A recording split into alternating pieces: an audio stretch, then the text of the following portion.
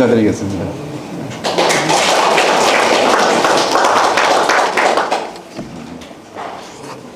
저는 창원대학에서 퇴직한 장성진입니다. 우리 유기대 학장님께서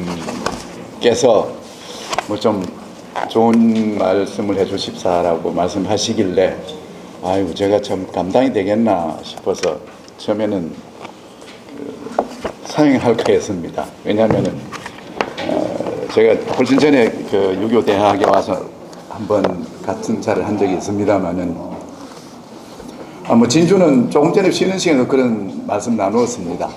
그래도 오늘 같은 시기에 진주니까 이런 기획이 이루어지고 진주니까 이만큼 지속이 되고 하는 거는 그냥 드리는 말씀이 아니라 우리 눈앞에 보더라도 소위 수도권이나 서울이 아닌 곳에서는 참 더구나 이 학문적인 분위기라는 게 워낙 힘드는 세상이 돼서 제가 감히 감당할 수 없을 거라는 걱정하고 그래도 한번 뵙고 싶은 욕심하고 그 사이에서 찾아뵙게 됐습니다. 저도 이 교재를 보니까 물론 전국 각지에 있는 전문가들이 유학이라든지 한문이라든지 역사 이런 분야에 아주 훌륭한 업적들을 가진 분들만 보셔서 제가 그런 균형에 맞을까 하는 걱정도 많이 됩니다. 그런데 오늘 미리 말씀드리자면은 이렇게 유학이라는 것을 생각하면은 여러 가지가 다 있겠지만은 제가 생각으로 유학이라는 것은 보통 세간에서 좀 갑갑하다든지 좀 고루하다든지 이런 생각과 사실 정반대인데요. 제대로 유학을 알고 보면은 유학만큼 개방적인 사상이 있을까 싶을 정도입니다. 가령 우리가 세계적인 사상이나 종교들 같은 경우에 굉장히 폭넓게 또 인류를 지배했지만은 결국 어느 시기엔 중단된 것도 많고 하지만은 실은 유학이 너무나 잘 아시겠지만은 아득한 예로부터 쭉 전개되어 오면서 굉장히 강력하게 이론을 추구하기도 했지만은 시대에 따라서 우리가 말하듯이 소위 선진유학과 신유학이라든지 또 주자학과 실학이라든지 사실은 어떻게 보면은 유학자들과 유학 이론이 많이 싸웠죠. 그 싸움이 전개됐다는 이야기는 그만큼 개방적으로 토론이 이루어졌다는 뜻이고 그러면서 이제 변화를 수용하고 그랬던 점에서 사실은 유학이라는 게 이 폭이라든지 변화가 유연하기 때문에 훨씬 더 생명이 긴 게 아닌가 그런 생각에서 제가 이거 제목 설정 때문에 그렇습니다. 유학의 많은 부분들을 보니까 저만 해도 지금까지 이제 이 책만 가지고도 공부를 계속하고 있는데 그러다가 제가 여기 관심을 가진 거는 이런 시대적인 변화와 그리고 이 폭과 이런 것 중에서 우리 한국의 유학계에서 보니까 생각 이상으로 이제 고유 말이라든지 고유 문자라든지 그리고 한글을 통한 교육이라든지 이런 것들을 굉장히 활발하게 하고 있는 그래서 우리 역사상 이분이야말로 아주 적극적인 유학자이다 하는 분들일수록 고유 문자나 문학이나 또는 폭넓은 교육이나 이런 데 관심을 가지고 계시는 사실을 저는 제가 발견한 거 아니고 이제 일반적으로 알려진 거니까 그래서 저는 선인들의 유학 그다음에 문학 그다음에 특히 이제 젊은 사람들에 대한 유학 교육 이 과정에서 우리 말과 우리 글을 어떻게 활용했는가 하는 쪽에 관심을 가지고 그러다 보니까 대표적으로 문학이자 노래이자 교육이자 이런 시조라는 한 문화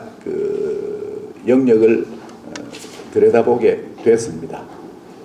그래서 대략 이런 개요하고 그 다음에 이 속에서 우리는 어떤 것을 읽을 수 있는가 하는 거를 뭐 한시는 지금 또 쓰시는 분도 많고 또 많이 능하실 테니까 그래서 한시와 배치되는 것이 아니라 이게 서로 융합이 되는 상호 보완적인 되는 이런 한글 문학에 대해서 좀 말씀드리고 원래 계획은 사실은 그러면 오늘날 우리가 이것을 어떻게 실제로 옛날 분들이 늘 선배들이 시를 쓰셨듯이 오늘날 우리는 이런 문학 작품을 쓰는 데까지 하려고 했습니다만은 사실 시간이 그건 허락 안 돼서 혹시 다른 기회가 있다면은 오늘 걸 하고 창작에 관해서 한번 다시 말씀 나눌 계기를 가지고 싶습니다만은 그건 나중 일이고요. 그래서 우선 이 내용을 우선 간단히 그렇게 말씀드리겠습니다. 앞부분에서는 그래도 우리 역사상에 유학이라는 것이 들어오고 이 유학의 내용을 그 당시 우리 문자는 없었지만은 어떻게든지 우리 말로 할 수 있는 것을 글로 표현할까 하는 고심을 했던 그 사실하고 그 다음에 우리 글을 만들고 나서 어떻게 그들의 시에 유학, 그 다음에 윤리, 그 다음에 감정 이런 걸 담았는가 하는 걸 그저 간략하게 살펴보려고 합니다. 마침 처음에 이제 원고를 장만할 때는 그런 생각을 미처 못하다가 오늘 아침에 차를 타고 오다가 이 문산 쭉 지나니까 문득 생각나는 게 여기 진주 아니냐. 제가 오늘 시조를 말씀드리려고 진주 경계선을 넘어서니까 어떤 인물들이 떠올랐습니다. 예를 들면은 진주에서 활동하셨던 분 아마 그분이 정경태 선생님이죠. 우리 시조를 창을 하는데 악보를 정돈하고 그다음에 이걸 좀 통일하고 규격화하고 널리 보급하는데 굉장히 공을 가졌던 아마 전국적으로 지금 돌아가셨지만은 아마 정경태 제가 죄송합니다. 제가 갑자기 이름 생각 안 나서 아마 정경태 선생님이었지 싶습니다. 그분이야말로 그러니까 진주는 그런 분들로 인해서 시조와 창이라고 하는 것을 제가 그분이 소위 인간문화재로 등록되셨는지 모르겠습니다만 분명히 그런 분이었다 하는 게 문득 떠올랐습니다. 그리고 조금마다 이제 강가를 지나다 보니까 또 한 분 생각나는 분이 김정희 선생님이라고 아마 90이 넘으셨지 싶습니다. 그분이 평생 시조를 쓰시고 또 시조회관입니까? 시조박물관입니까? 그걸 마련하시고 그분은 뭐 시집도 많이 내셨지만은 내셨다는 사실보다 늘 시조가 단아하시고 또 흐트러짐이 없고 내용에 이런 분으로서 아마 현대의 시조를 쓰신 분으로서 또 한 분의 대표적인 분이셨고 그러다 또 생각난 한 분이 박재두 선생님이라고 그분 이제 학교 교장으로 계시다가 돌아가신 오래됩니다만은 문득 진주의 경계선을 넘어서면서 이런 분들을 생각하니까 이건 제 생각에 그러면 진주에서 이런 말씀을 나눈 게 참 의미가 있다 한 생각하고 동시에 이거 진작 이걸 생각했으면 이 감당이 안 될 텐데 그래서 친근감을 느꼈습니다. 그럼 본 내용 중에 앞에 간략히 말씀드리면은 우리 책으로 236면에 있는 내용 그렇게 써놨습니다. 아까 말씀드린 대로 이 유학과 우리말이 없던 시대에도 어떻든 우리 글을 쓰기 위한 여러 가지 장치들 한자를 이용해 가지고 한자를 이용하되 한문이 아니라 글자가 없으니까 그 글자로 우리말 표기해보자 했던 일들이 활발하게 전개되고 그건 아마 우리 옛날에 학교 다닐 때 향간이 이런 말씀 생각하시면은 되겠습니다. 그리고 더 중요한 것은 지금은 뭐 그 내용들이 많이 남았지 않지만은 아마 여기 우리 향교 아니겠습니까? 향교에 가보시면은 소위 공자님의 사당이 있지 않습니까? 전국에 있는 공자의 사당을 향교에서는 대성전으로 통일했고 또 어떤 곳에는 문묘라고 써놓았고 또 다른 점도 있고 그래서 그 다 같은 말이죠. 그 공자님을 가리키는 말 중에서 뭐 너무나 잘 아시겠지만은 문묘하는 거는 문성왕의 묘다.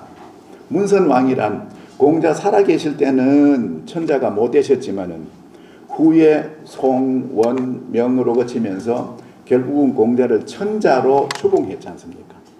그 공자 사시던 춘추 시대만 하더라도 왕이란 용어는 천자 한 분에게만 쓰던 용어니까 춘추 시대에 사시던 공자님을 문선왕이라고 명칭을 정한 것은 문선천자 그 말씀이죠. 그래서 공자는 이제 천자예로 그 역대 황제들도 공자에게는 절하는 이유가 이제 그런 것이겠죠. 그래서 문선왕묘인 문묘라든지 또 대성하는 것도 공자가 가진 자질 중에서 이 세상의 모든 소리와 모든 악기와 인간의 소위 예악의 총칭으로서 대성이란 용어를 쓰셨으니까 우리 대성전도 공자님의 사랑이에요. 공자는 하신 업적 중에 사람을 가르치는 게 가장 중요한 일 중에 하나였으니까 이분은 이 지구상에 있는 유교에서는 그렇게 생각하죠. 지구상에 있는 남을 가르치는 스승 중에서는 첫 번째다.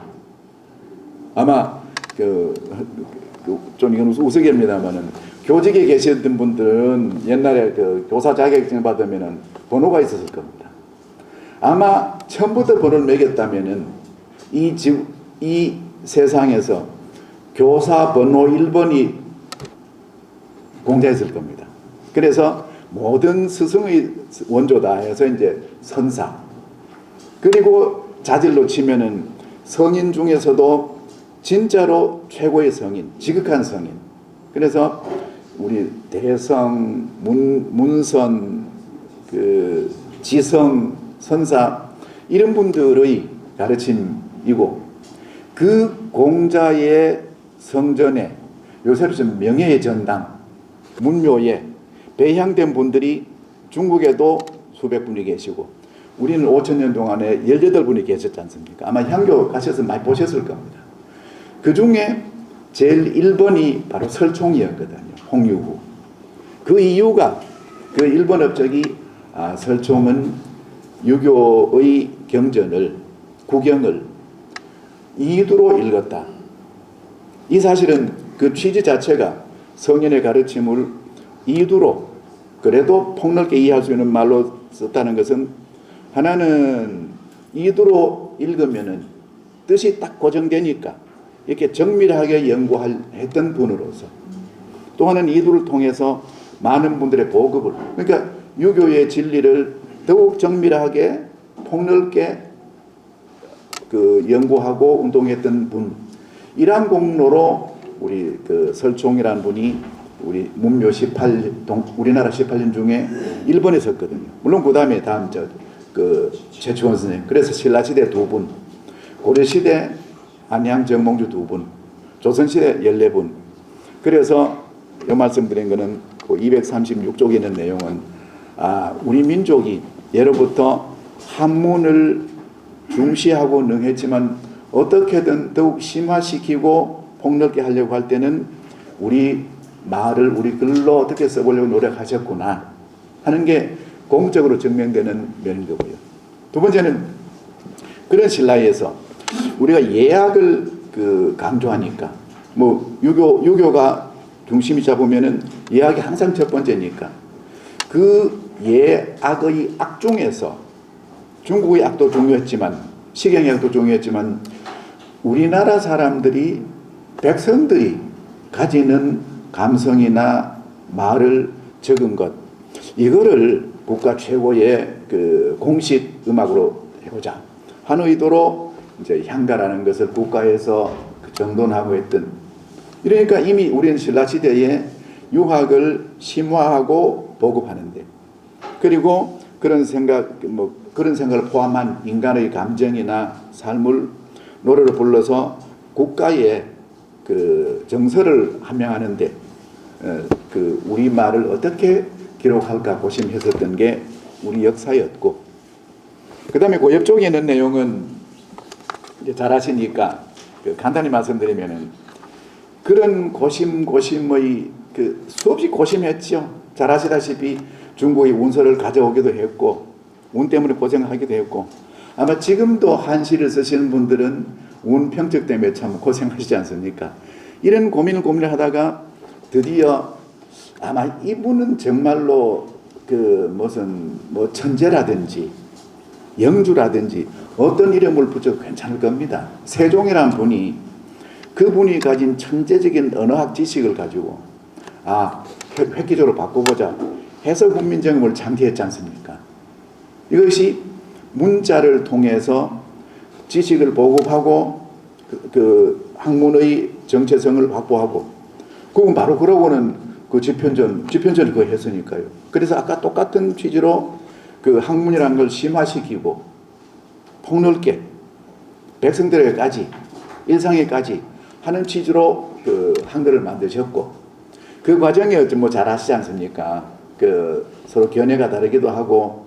근데 어떤 곳에서는 아마 저도 어릴 때 그렇게 배웠습니다만 세종대왕은 자주성이 강했는데 집현전을 고집스러운 사람들이 아니다 했다. 사실 그건 아니고요.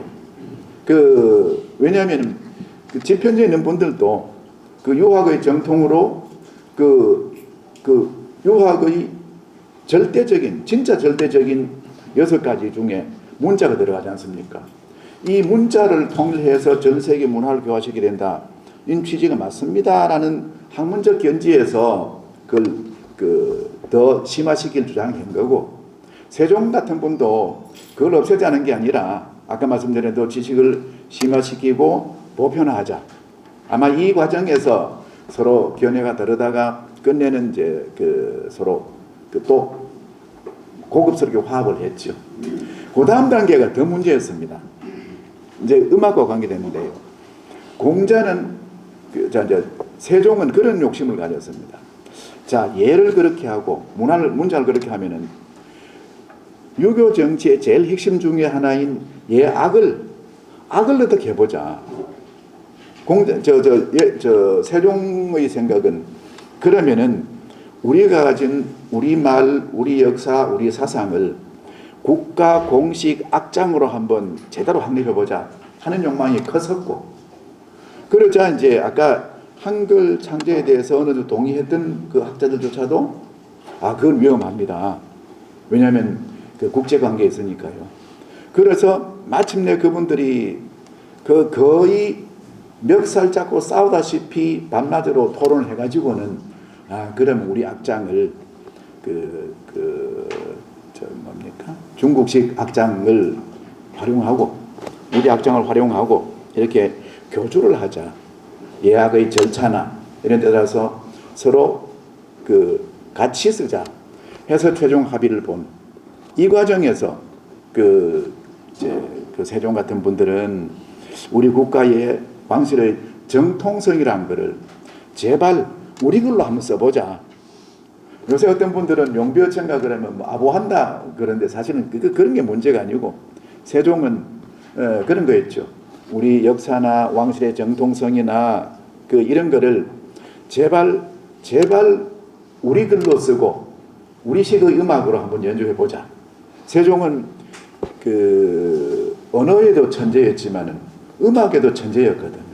아마 많은 분이 보셨겠지만은 세종이 그런 악장을 정리하는 과정을 보면은 오늘날 음악 이론가들이 말하면 세종은 절대음감을 가졌고 어디서 공부했는지 화성학도 공부했고 이런 분이라고 해서 음악의 천재다 그럽니다. 어쨌든 간에 이래서 세종은 우리 말로 우리의 역사를 우리 음악에 얹어서 우리 종묘의 역대 왕들에게 한번 연주하는 얘기 해보자는 데서 그분은 한글로 시를 쓰는 걸 본인도 하셨고 널리 확립도 했고, 이런 과정들이 가장 유학의 본질에 관심 있는 분들이 우리 말과 우리 글을 시로 노래로 쓰고자 하는 그런 노력들의 일부분이었다는 점, 이런 역사 속에서 이제 세 번째 쪽으로 가면은 뭐 그런 분들의 이야기입니다. 그래서 그 238, 39 그쪽에는 내용은 거기에 이제 농암 이현보 선생이라든지 퇴계 이황 선생이라든지 또 신재 주세봉 선생이라든지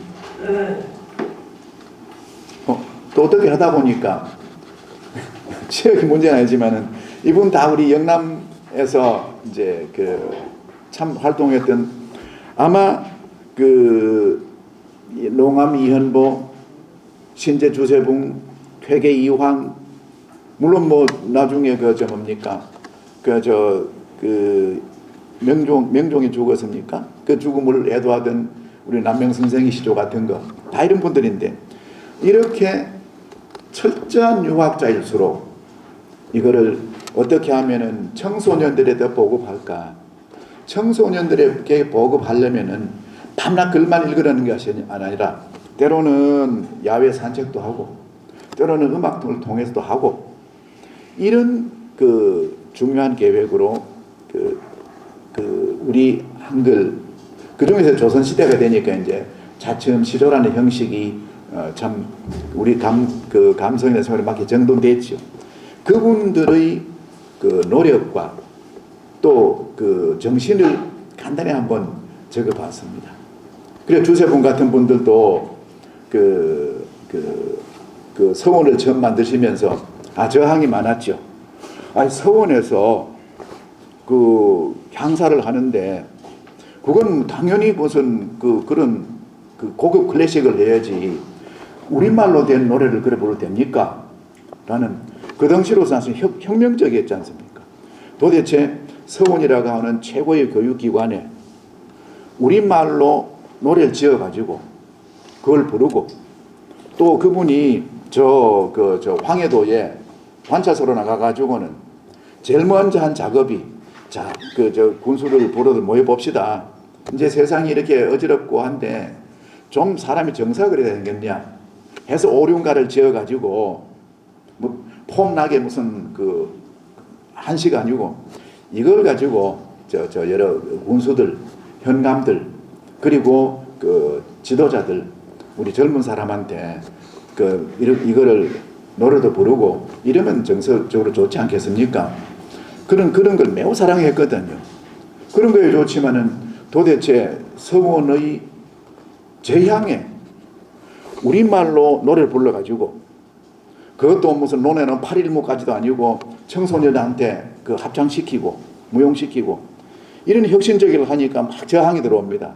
그러니까 이제 주세봉은 아니 내가 하는 것은 이 말을 많은 사람이 알아듣게 하는 말로 바꿔줄 뿐이지 만약에 당신은 나한테 이거 따지지 말고 내용이 공자나 맹자의 생각에 이만큼 어긋나면은 그럼 나를 논조해라 해서 이제 그것도 확립하기도 했고 퇴계 선생 같은 분들도 그분이 퇴계 선생 그 깊은 학문을 임금한테 딱 브리핑하는 차트로 만들듯이 성학 10조를 그려가지고 이건 들다 보면 1000번, 10,000번 보면은 얘는 많은 진리가 있습니다. 그분에게 통치자에게는 통치자에 맞는 방식으로 또 아이들에게는 아이들답게 아이들 감정에 맞게 그 유교 내용을 요약해서 노래로 만들고 이런 작업을 하신 그런 내력들을 간단히 적었습니다. 그러니까 이 우리말로 유교 내용을 우리말 시로 노래 적어서 부르면은 이거는 교육, 효용, 감흥, 그거는 이제 감발융통이라 그랬습니다. 음악도 노래도 젊은 아이들로부터 이런 걸 자꾸 부르게 해야 서로 이제 올바른 정서가 우러나고 또 사람과 사람 사이에 성정이 통하고 이런 거지. 그냥 퇴계 선생이 고내용적인 그런 나오죠.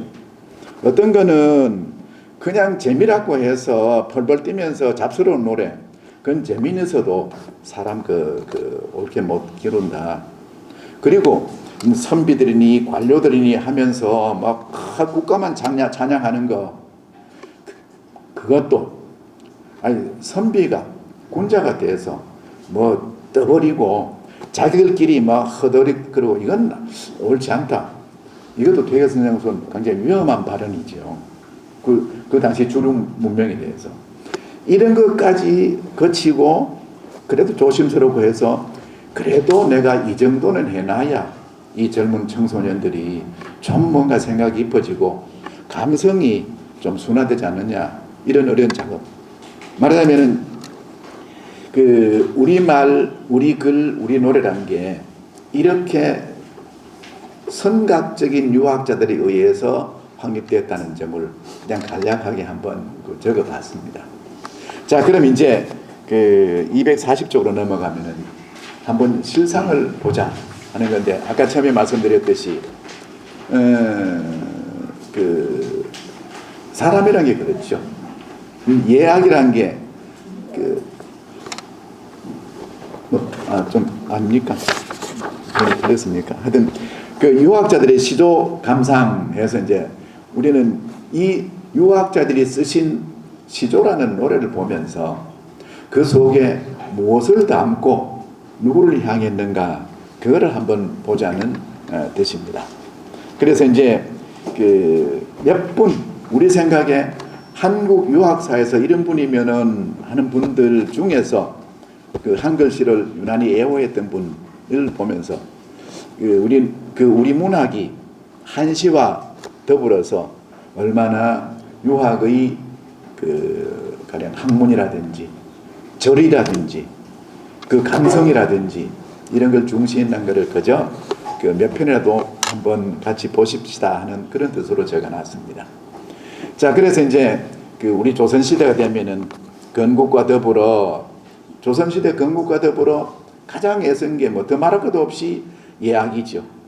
그래서 예에 관계되는 것을 그 정리했고, 그 다음에 그 집변전에서 그 훈민정 우리 그 글을 어떤 경로로서 갖게 되자 그 정말로 이분들은 가슴이 뛰었죠.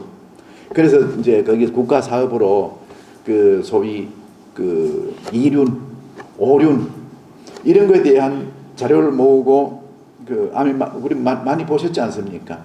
오륜에 관계되는 대표적인 사례를 뭐 경전에서나 역사서에서나 문집에서나 중국의 사례, 한국의 사례 많이 모으고 그거를 그저 요약해서 글로 적고 그 다음에 여기 이거를 상징적인 그림으로까지 그리고, 그러니까 충효나 이런 윤리에 대해서 그 감각은 있는데 혹시나 아직까지 글을 잘 모르는 분이나 눈이 침침해서 글을 잘 못 보거나 어려서 그만 실증이 쉽게 내거나 이런 사람들은 이 그림이라도 보면은 확 다가올 것이다.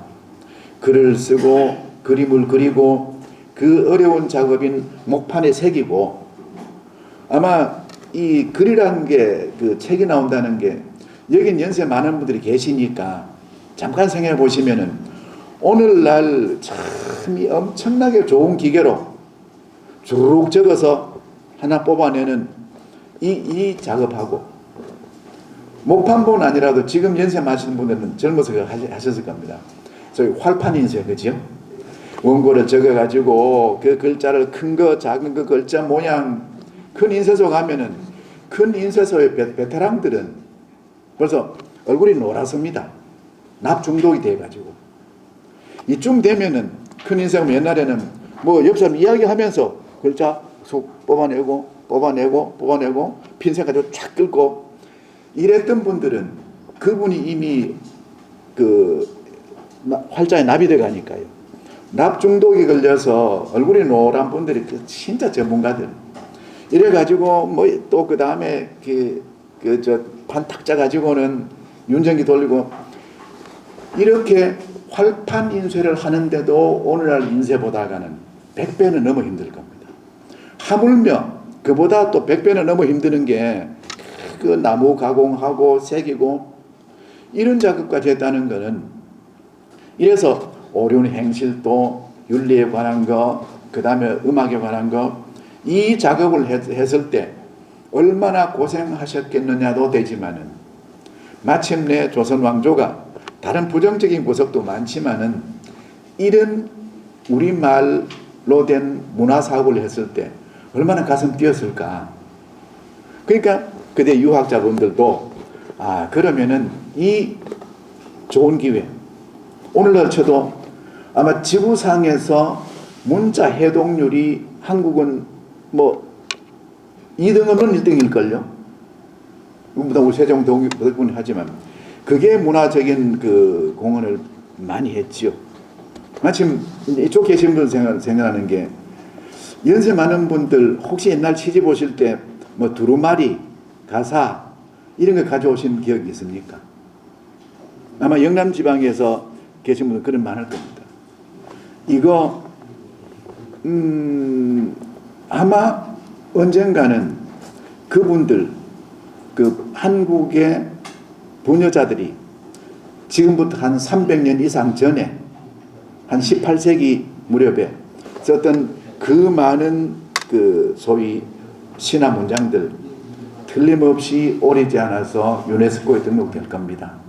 18세기에 이 지구상에 선진국 후진국 할 것 없이 부녀자들이 그렇게 많은 시를 읽는 건 좋은데 손으로 써서 시집가는 혼수 필수품이 될 만큼 이런 예는 인류 역사상 없기 때문에 그게 무슨 뭐 문학적 수준이 문제 그건 두 번째고 이런 인류의 문화적 사업에서 독특하기 때문에 그 공헌을 받을 겁니다. 지금도 우리 박물관 얼마나 많습니까? 이야기 길어졌습니다만 그래서 그 이런 것들이 우리 저 선대 유학자들이 잘 알고 보면은 참 절실하게 그냥 노래 한 곡 부른 게 아니라 가슴 벅차게 했을 것이라는 그대와 함께 자 우선 작품을 하나 보겠습니다. 이분들은 우리말 노래에 우리말 시에 어떤 의미를 부여했는가 대개 눈에 익으실 작품들 되니까 첫 작품이 그렇죠. 목은 이색의 작품입니다만은 백설이 잦아진 고래 구름이 먹을래라 반가운 매화는 어느 곳에 피었는고 석양에 홀로 서에서 갈고 몰라 하노라. 이건 누가 읽어도 우리말이니까 뭔가 참 쓸쓸하구나 또는 애절하구나 아마 이번에 무슨 사연이 있는갑다 이런 것들이 금방은 떠오릅니다. 그래서 이런 작품을 보고 누군가가 참 지극히 그립구나. 그리운 게 뭐 고향 사람이든 사랑하는 사람이든 임금이든 동료든 우선 놓고 자 이 작품을 우리말의 아름다움을 더불어 보자면 그렇습니다. 백설이 잦아진 고래 구름이 먹으리라. 흰 눈이 내려온 골짜기에 또다시 보니까 하늘에 캄캄한 구름이 이는구나. 아이고 또 눈이 또 내리겠네. 온 세상에 눈이 가득 덮였는데 또 구름이 가득 덮이니까 그냥 로맨틱하게 눈이 와서 좋다가 아니라 그 눈의 차가움 그 얼마나 고통스러웠습니까. 고려시대 기록만 하더라도 사실 고려뿐만 아니라 우리 목화가 일반화되기 전까지만 그 후에라도 어느 몹시 추운 겨울이 지나면은 인구의 상당수가 푹푹 줄었다. 참 이해가 가지 않습니까? 그 먹을 거, 입을 거, 노동 생각하면은 그게 무서운 추위인데 이 시에서는 구름이 그 흰눈이 가득한 골짜기에 또 구름이 저렇게 험하구나. 그럴수록 반가운 매화는 어느 곳에 피었는고 매화는 봄을 상징하니까요. 제발 매화가 피고 매화를 못 봐도 매화 향기가 날리면은 이제 봄에 오겠구나 싶은데 석양에 홀로 서 있어 갈 곳 몰라 하노라. 세상은 갈수록 눈비와 구름이 덮이고 내가 찾는 매화는 좀처럼 보이지 않고 도대체 내가 어디로 가야 된단 말이냐. 뭐 이걸 그냥 이제고 참 절박한 그 심정을 읊었다 하면 됐습니다. 됐는데 굳이 이제 유학과 연관시키니까 우리는 이러면은 더 깊은 이해가 될 수 있을 것이다. 그 이세계란 분이었죠. 우리는 그 이해합니다.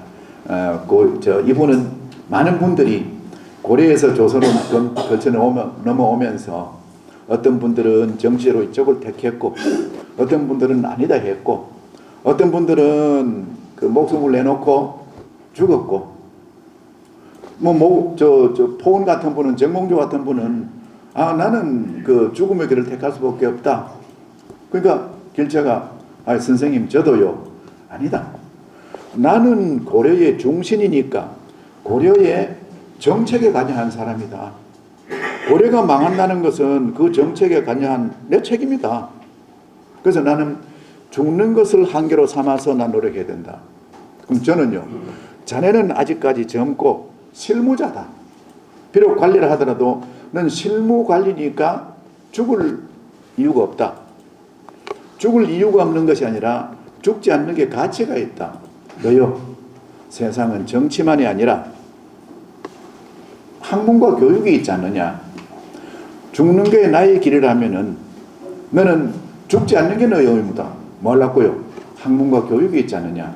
이래서 우리는 그 양으로부터 이 한국 도통을 또 할 만큼 이런 분들이었죠. 이건 딴 이야기입니다만 여기에서 우리가 모근이라는 분은 그 굉장히 큰 의미가 있죠. 그 의미가 바로 고려 말의 신하로서 모근은 많은 분들과 더불어 그 원나라 유학을 했습니다. 사실 우리는 그 다른 중국의 영향 때문에 원나라, 몽골 이러면 뭔가 거칠고 포악한 인상을 갖습니다만 실제로 원나라 말기에 그들의 문헌, 유학 학문, 그 다음에 그 문자 언어 이거는 당대 최고의 수준이었거든요. 다행히 정치 자체가 다행인 건 아니지만은 그 중에서도 고려의 그 지식인들이 당대 원나라에 유학을 했고 원나라가 그래도 그 다른 아시아나 유럽 국가까지 정복하던 방식에 비하면은 고려와는 상당히 우호적인 관계였다는 게 굉장히 학문적으로는 좋은 기회였습니다. 거기 갔다가 온 모근 이색은 아까 주세봉 선생이 하나의 제도를 만들어 말씀드렸습니다만 모근이 우리 사람, 학문, 학자들은 어떤 삶의 방식을 하면 좋을까 해서 거기에서 그분이 소위 사승관계라고 하는 학문이란 것은 누군가가 누구를 가르치고 누구는 배우고 다 그런 거 아니냐. 다 그런 것보다는 이 모근 이색 선생은 곰곰이 생각해서 이걸 하나의 제도로 만들자 해서 사람과 사람은 물론 혈연도 지연도 사람에겐 중요하지만은 사람을 가르치고 배우는 이 스승과 계승자 이 관계가 사람에게 참으로 중요하다 해서 사람을 모으고 연구팀을 만들고 이런 새로운 하나의 기풍을 만든 분이었죠. 그래서 정치적인 이유 때문에 어떤 분들은 죽고 도망가고 두문동 그분들처럼 숨고 어떤 분들은 다시 나와서 정치에 유학하고 정치적인 행보는 달렸지만은 학문이라는 것은 가르쳐야 되는 것, 배워야 되는 것 이걸 확립한 분으로서 모근 이색은 역사의 길이 빛나는 분이거든요. 물론 그분도 정치적인 문제 때문에 희생을 당긴 했지만은 우리는 이런 분으로 모근이야말로 유학이라는 학문을 학자들은 어떤 방식으로 대해야 되는가 하는 길을 튼 분인데 그분이 그 당시 생각해보니까 나는 이제 유교의 학문, 학자들의 모임, 소위 학회, 아카데미 이래서 이 나라를 하나의 새로운 체계로 만들어가고 싶은데 하는 이 꿈이 이제 정치적인 조선조 건국과 더불어 그만 허물어지니까 내가 정치 참여하고 안 하고 성공 실패가 아니라 내가 유학에 갔던 이 꿈이 무너지는구나. 이 아픔을 생각하면은 세상은 보니까 나는 그런 밝은 세상을 기획하고 사람도 많이 모아나는데 이분이 얼마나 기분이 좋았으면은 자기 동료이자 제자인 정몽주로 그랬습니다. 그분의 자가 달가니까 달가는 횡설수설이 도리에 맞지 않은 게 없다. 이 횡설수설은 함부로 말하는 게 아니라 횡설, 가로로 폭넓게 말하는 것, 수설, 세로로 전통을 찾는 것. 그분이 자기 제자인 정몽주를 보고 달가 저 사람은 어떤 이론을 쭉 폭을 넓혀서 말하는 것도, 전통을 쭉 따져서 역사를 말하는 것도, 어떻게 말해도 이치에 맞지 않은 게 없어. 이런 학자들의 모임이야말로 얼마나 큰 꿈이었겠습니까?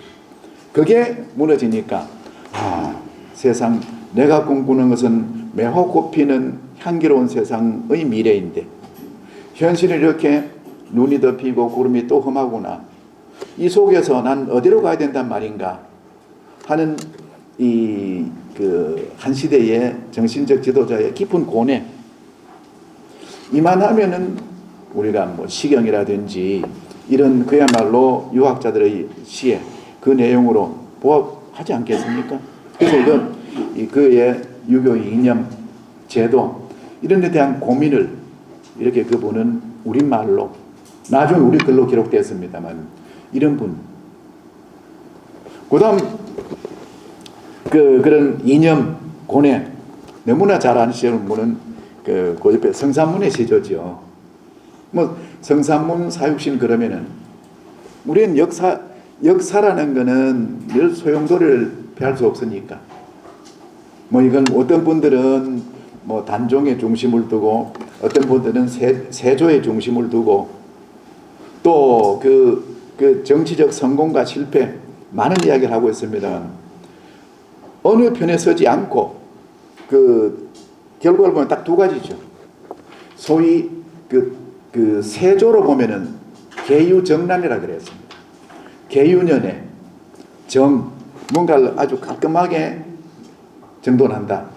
난 어지러운 것을. 이 시국이 어지러운 것을 깔끔하게 정돈했다. 계유정난이었죠.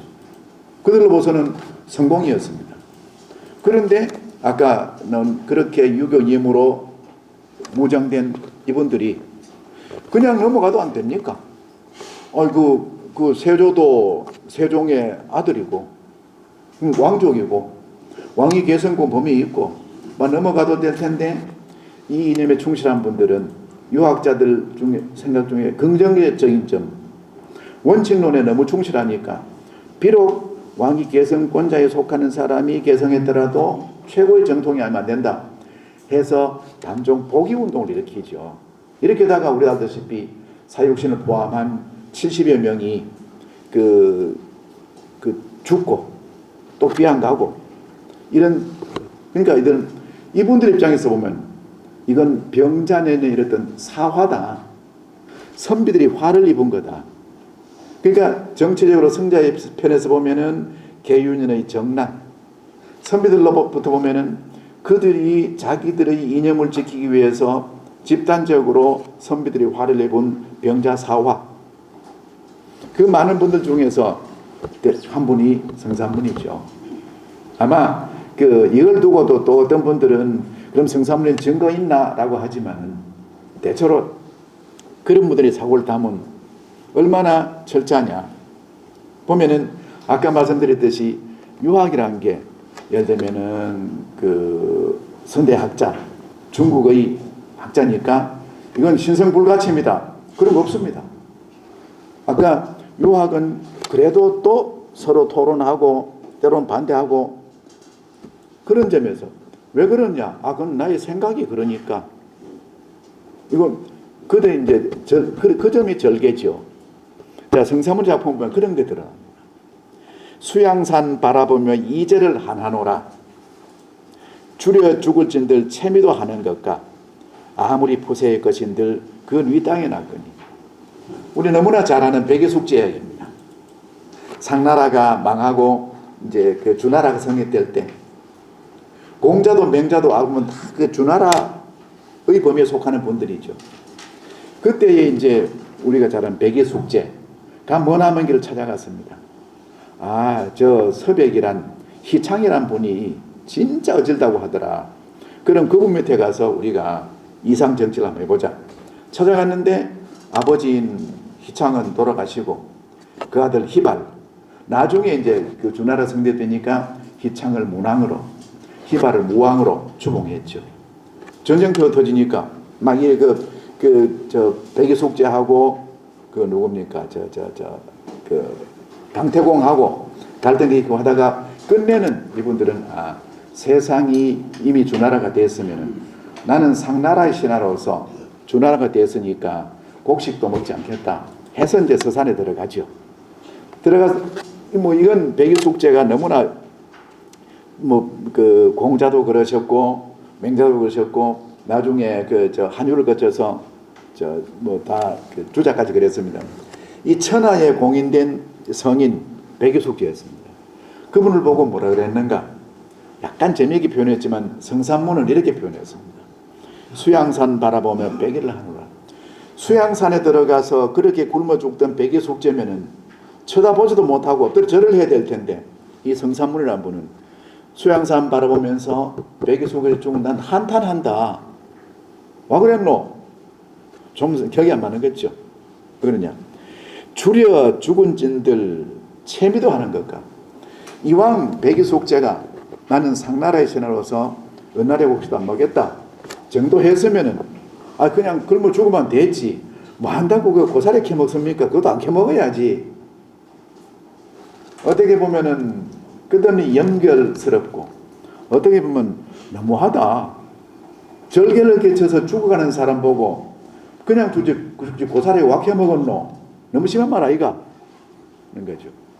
그러니까 이제 성산문 같은 경우에는 백이숙제를 무시해서가 아니라 내 지금 목전에 눈앞에 죽음을 두고 내 머릿속엔 백이숙제인데 저 백이숙제를 본받는데 백이숙제 이상의 절개를 지켰으면 좋겠다는 거죠. 그래서 그 굶주려 죽으면 죽었지 뭐 한다고 그 고사리 캐먹노? 그럼 고사리 낳는 산은 주나라 산 아이가? 이런 극단적인 자기 연결성을 드러내죠. 아무리 푸세의 것인들 아무리 풀숲에 난 그 고사리를 한들 그 누 땅에 났느냐? 그것도 주나라 땅 아니냐? 그니 백이숙제 선배님 그만 주나라가 싫다고 산속에서 고사리 캐먹고 돌아가시지 마시고 또 고사리조차 안 캐먹었으면 더 좋을 낀데 이름으로써 그 역사상의 인물과 더불어 마치 그 성산문 같은 분은 그 역사상의 인물들을 앞에 찾아가서 말하듯이 이런 절개 아니겠습니까? 그럼으로써 그는 내가 단종을 보게 하는 것은 백이숙제가 굶어 죽는 것보다 더 그 엄격한 일이다는 것을 드러냈죠. 절의를 드러내도 이만한 게 더 있습니까? 근데 재밌는 게 포인트 있는 건 가만히 생각해 보니까 그 성산문생 너무하다.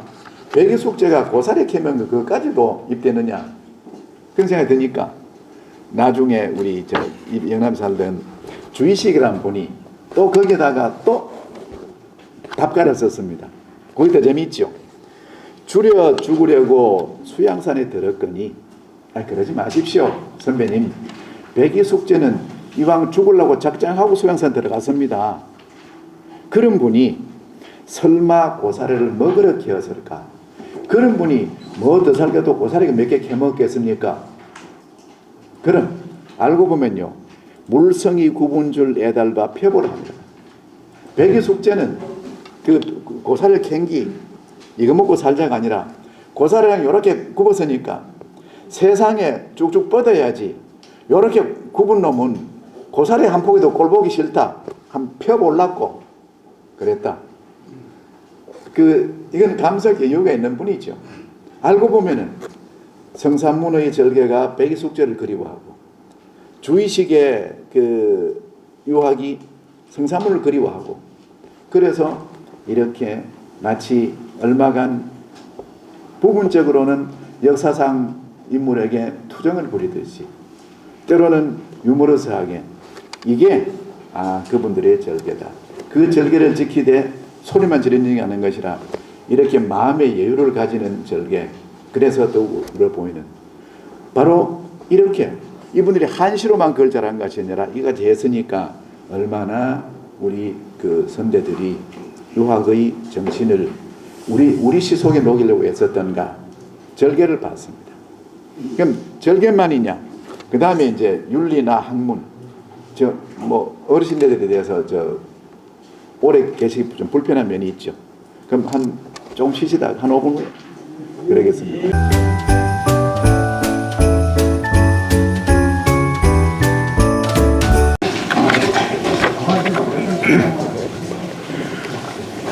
좀 쉬셨습니까? 네. 이제 조금 편한 마음으로 우리가 작품을 한번 재미나게 읽어본다 하는 생각으로 보시면 되겠습니다. 자, 그다음 유학에서 유학이라는 그 자체가 사실은 윤리고 교훈이죠. 그래서 이건 윤리 교훈, 이것은 유학만이 윤리 교육이 있는 것이 아니라 인간 사는 곳에는 다 그게 있는데, 다만 그 중에서도 이런 성격을 강조하는 것이 유학의 교육이다라는 것인데요. 뭐 당연히 오륜가가 많습니다. 대개 이제 사람이 가지는 대표적인 실천 윤리로서 오륜을 들었으니까요. 아까 우리 주세봉 선생 이야기했습니다마는 주세봉 선생이 한 업적 중에 물론 서원을 개설하고 아까 말씀드린 대로 그러한 서원에서의 향사 절차에 또 거기에 맞는 우리말 시와 음악을 만들려고 한 분도 있지만은 그분이 이제 문화적으로 한 업적 중에 하나가, 또 하나는 후에 여러 사람의 여러 종류의 오륜가가 나오는데요. 이분이 오륜가라고 하는 이 작품을 쓴 최초의 분입니다. 물론 동시에 면왕정, 송순이나 이런 분도 되고 있지만은, 그래서 오륜가라는 것은 사실은 교훈이고, 교훈을 정면에 내세우니까 솔직히 말씀드리면은 그리 재미가 없거든요. 동인의 관리를 해야 되니까. 그런데 이 윤리도 윤리적인 것을 강연으로 해도 물론 효과적이지만은, 많은 분들은 이걸 좀 더 사람의 감성에 와닿게 하면 어떨까, 그런 모습 중에 하나가 고 있는 박일로의 오륜가 중에 하나입니다. 이 박일로란 분도 임난 후에 임난 때도 의병으로 활동하셨고, 임난 후에도 줄곧 영천 지방에 사셨지만은, 이분은 그 당시에 이 노래를 잘 불렀던 분으로 알려졌습니다. 노래를 잘 불렀다는 게 중요한 게 아니라, 이분은 유교의 도덕을 굉장히 많은 한 40편 넘는 시조로 쓰신 분으로도 유명합니다. 그 중에 오륜가 있는 작품인데, 그 중에 한 작품을 보면은 이거 옛날 분들이라도 오륜 윤리를 그저 그만 좀 말로만 그렇게 하는 거 아니라 이렇게 감성을 가졌구나, 그렇게 알고 있습니다. 동기로 세 몸 되어 한 몸같이 지내다가 두 아우 어디 가고 돌아올 줄 모르는 곳, 날마다 석양문외에 한숨 겨워 하노라. 물론 오륜이니까 형제간의 우애를 강조하는 거겠죠. 형제간의 우애인데, 형제간의 우애를 어떻게 말하면 좀 더 효과적일까, 가슴에 와닿을까 하는 것이 이분들이 그냥 설명회로 시를 쓴 이유겠죠. 그래서 형제간의 우애 있게 지내라 하는 것보다 우리가 가슴에 와닿는 건 동기로 세 몸 되어 한 몸같이 지내거나, 이 동기라는 말 같은 대로 같은 부모에게서 같은 기운을 타고 나서니까 형과 아우, 자매, 남매, 이 부모의 자녀들은 다 같은 기운을 가진, 신체는 다르지만은 기운은 같으니까 한 몸이란 거죠. 그래서 동기로 세 몸 되어 한 몸같이 지내다가 이분이 삼형제가 태어나셨구나, 그래서 한 몸처럼 우애 있게 지냈구나, 그래서 어쨌단 말이고, 두 아우는 어디 가고 돌아올 줄 모르는 거, 이게 절실하죠. 늘 같이 지내다가 두 아우는 어디 가고 돌아올 줄 모르는 거. 난리통에 죽었든지 나이가 들어서 죽었든지 두 아우가 죽었습니다. 세상에 사람이 죽고 가족이 죽는 것보다가 더 아픈 일이 어디 있겠습니까마는 그 가족 간의 죽음이 무슨 차이가 있습니까마는 그 두 아우의 죽음이라는 거. 죽음은 다 같은 죽음이지만 형의 죽음하고 아우의 죽음하고 가슴에 꽂히는 게 좀 다르다 그럽니다. 뭐 다르다는 게 이상하지만은 아우가 죽었을 때 부모가 돌아가셨을 때 슬픔의 종류하고 아우가 죽었을 때 슬픔하고 또 다르다고 하죠. 부모는 부모로서의 슬픔이 있지만 아우는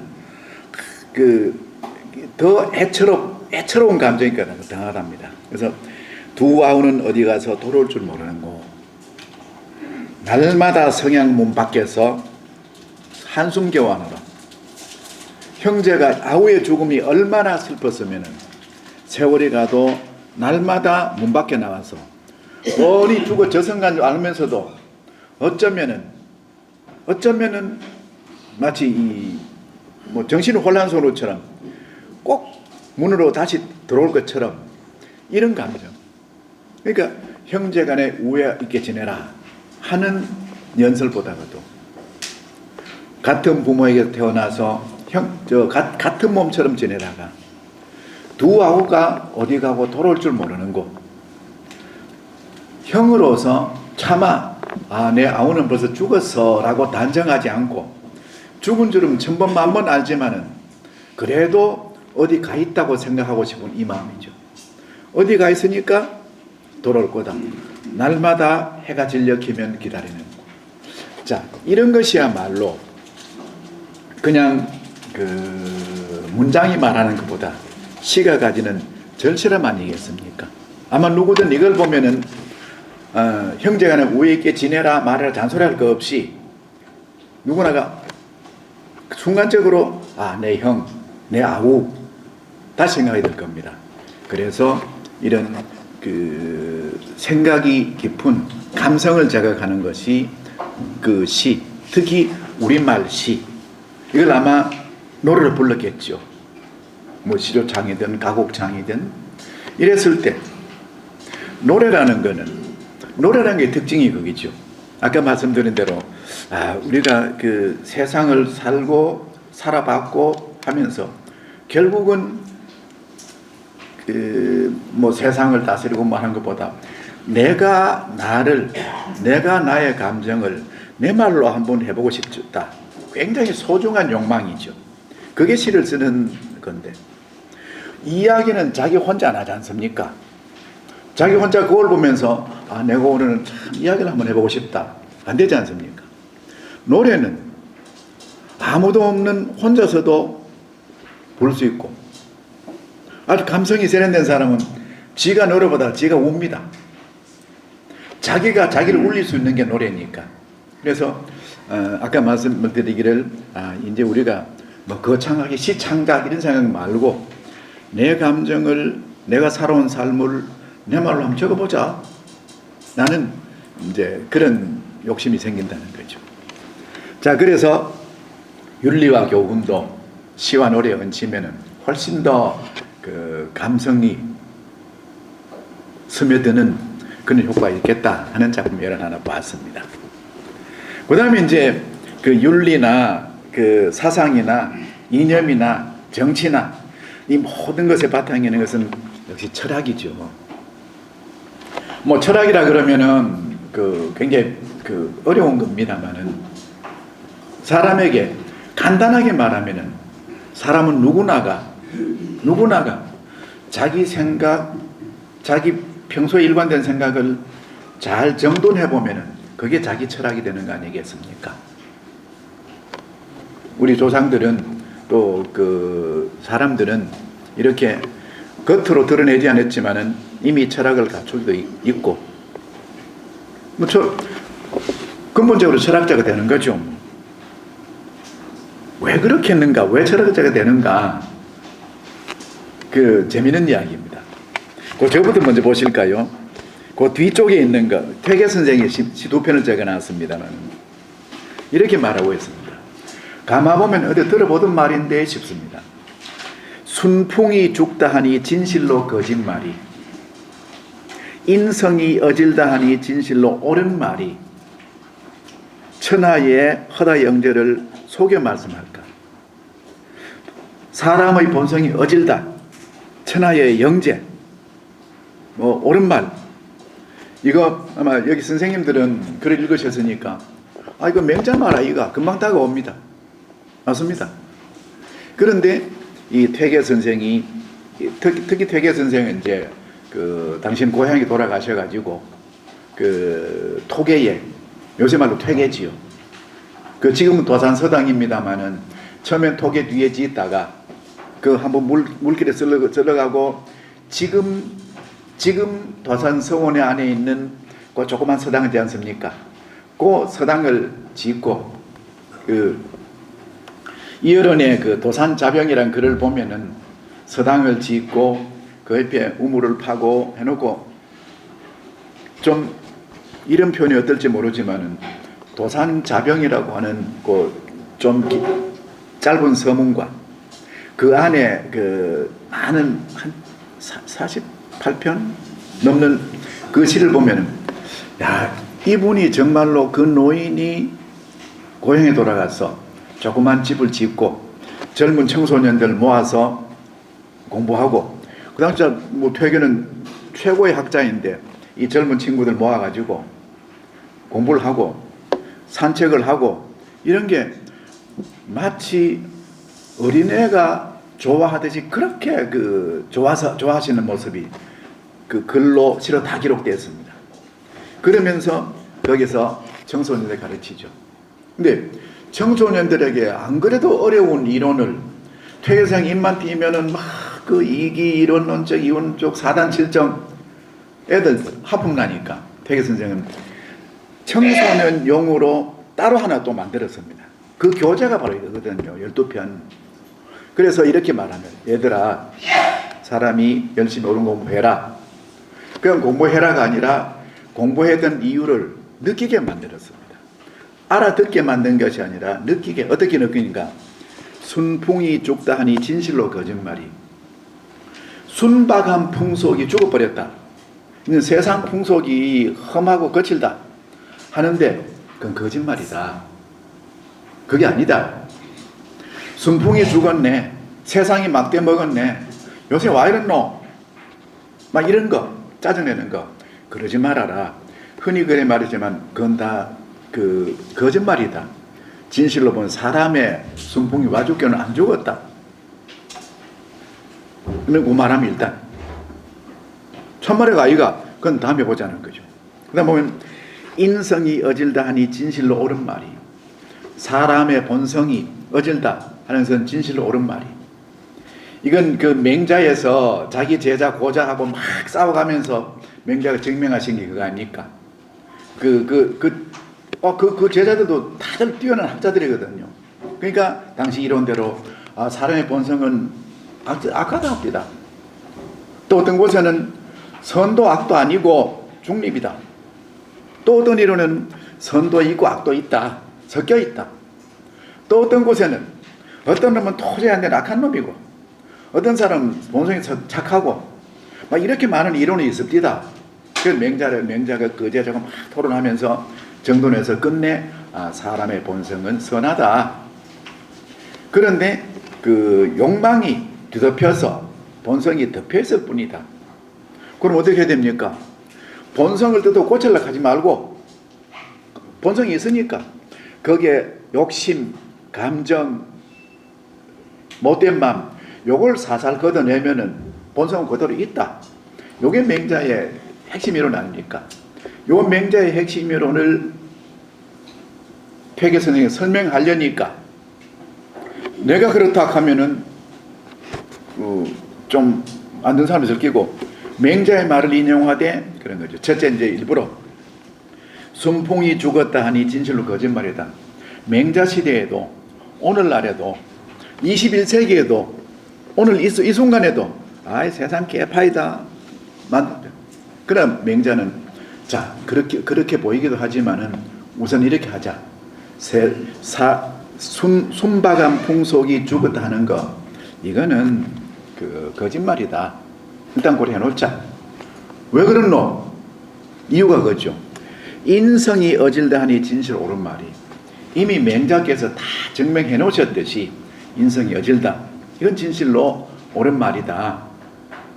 그럼 맹자는 자 어떻게 할래? 그 다음 유도하겠죠. 자, 요 말 한번, 그럼 우리 맹자 한번 펴보자. 자, 이제 맹자 고자장 펴봐라. 요렇게 있지? 요렇게 공부를 하는 거죠. 요렇게 압축해놓고 증명할래? 자, 같이 읽어보자.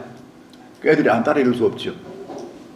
그리고는 천하의 허다 영재를 속여 말씀할까? 이 지구상에 있는 사람들이 모두 천하의 허다한 영재인데, 이 지구상에 다 유학을 배우고 공자의 말씀을 배운 사람 다 영재인데, 그 사람들이 바보라서 사람이 벌써 어질다, 그런갑다, 아닌갑다, 그렇게 했는가? 그거 아니다.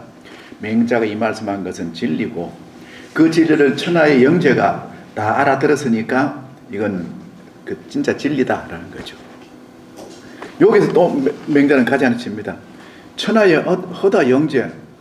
그럼 천하의 천하의 영재가 많다는데 누가 영재고 누가 영재 아닙니까? 그러지 않습니까? 맹자 분명히 인생의 세 가지 즐거움을 그래 말했거든요. 그 중에 하나가 천하의 영재를 얻어서 기르고 가르치는 것, 이게 인생에 누릴 수 있는 세 가지 낙 중에 하나다.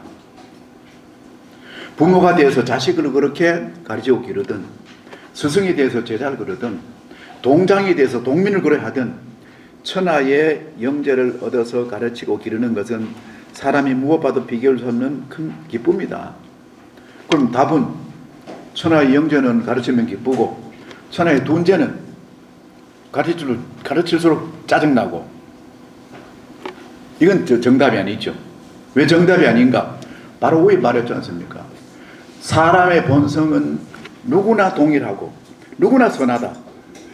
그럼 맹자가 말한 천하의 영재를 얻어서 기르면은 즐겁다. 그럼 영재는 누굴까요? 천하의 모든 사람이죠.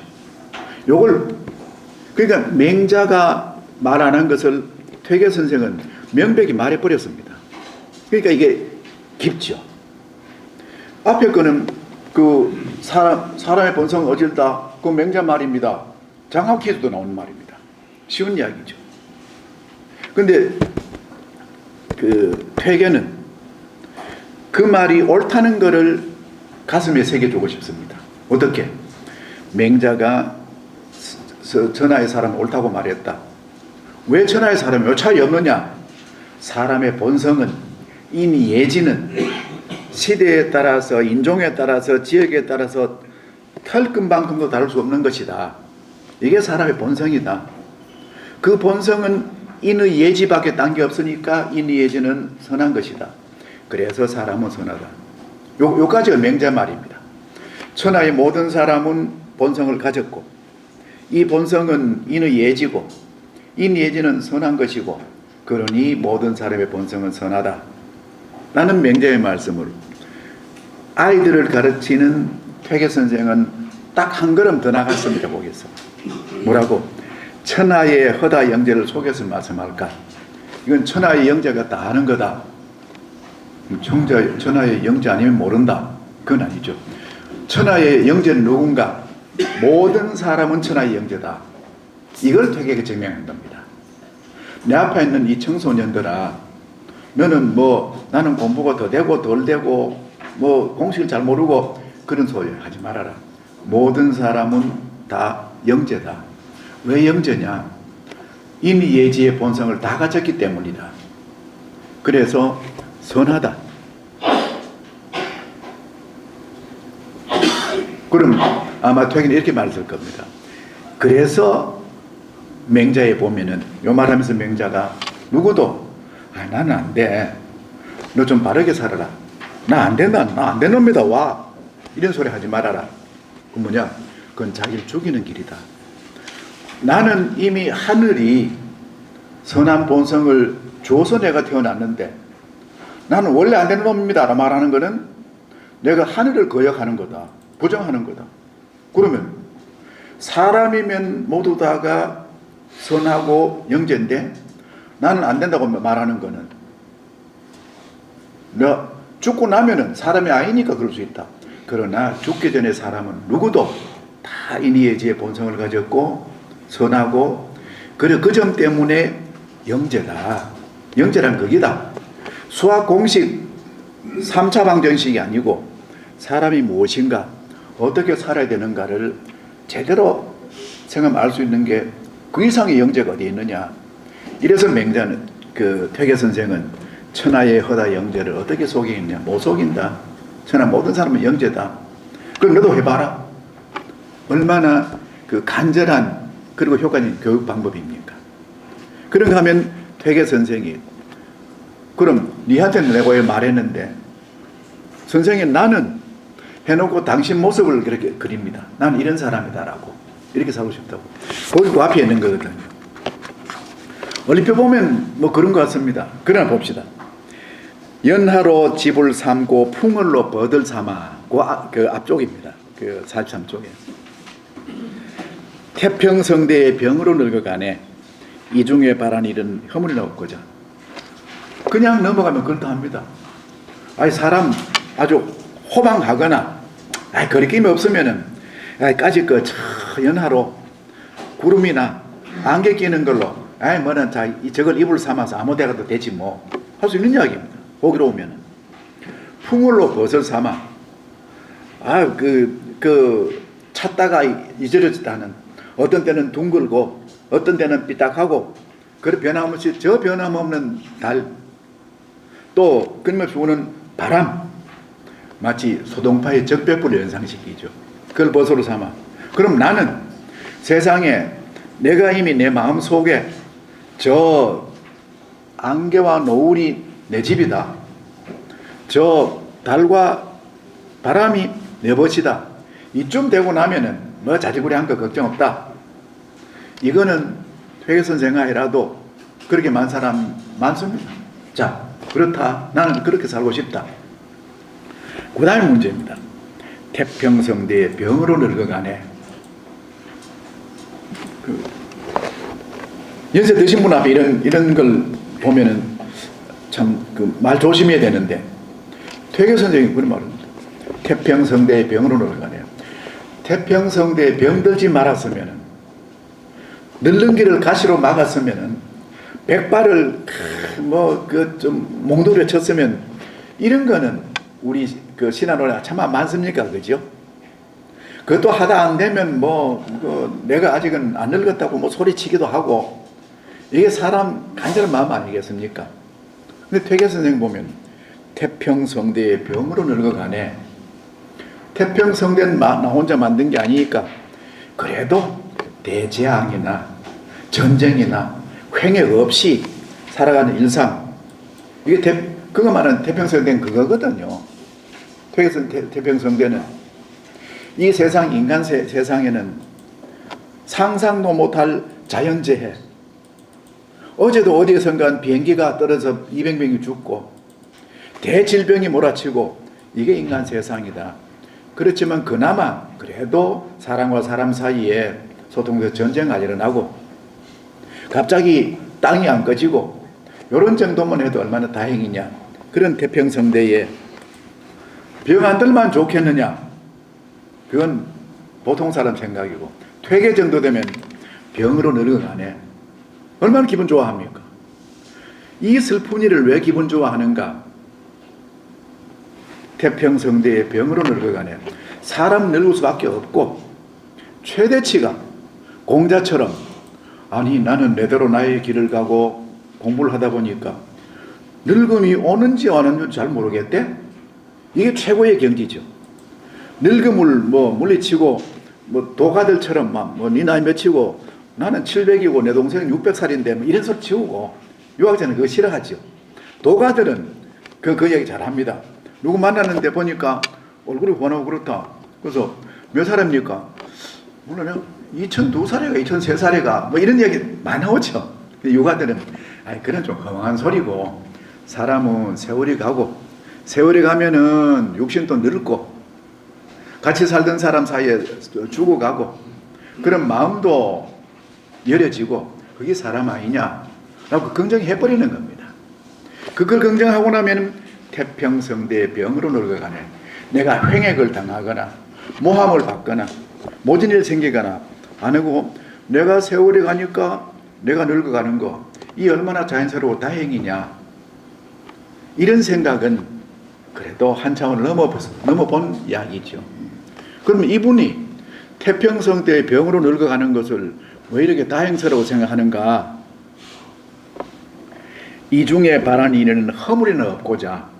난 그건 모른다. 공자 선생이 당신 늙었나 안 늙었나 몰라. 난 늙은지 안 늙은지 잘 모르겠더라. 똑같이 태계 선생은 태평성대 병으로 늙어가네. 아, 난 늙어가네. 안 늙어가노. 뭐 이거 뭐 피부병도 생기고 뭐 이도 빠지고 이런 병 생기네. 생기면 생기는 거지 뭐. 요 정도는 작다는 겁니다. 왜 작은가? 이 중에 바라는 이는 허물이 없고자. 그런 것들은 내가 태평성 병으로 늙어가고 피부가 쭈글쭈글해지고 이가 빠지고 이게 그렇게 좋은 건 아니지만은 늙어가면서 허물이 없는 거에 비하면 그건 아무것도 아니다. 내가 오늘 보니까 아이고 머리가 다 빠졌네. 이거 하고 아이고 내가 오늘 허물을 지었구나. 이건 비교도 안 된다. 그러니 사람이 늘 세월을 막으려고 자연을 막으려고 그거 보다가 내 허물 한 가지 따져보고 고치는 것 이것이야말로 진정한 삶이다. 이런 메시지가 들어있지 않습니까? 그래서 이걸 보면은 저는 이제 좀 머리가 나빠가지고 옛날에 이거 배울 때 태평성대 병으로 늙어가네. 병으로 가는 거 슬픈 일 아이가.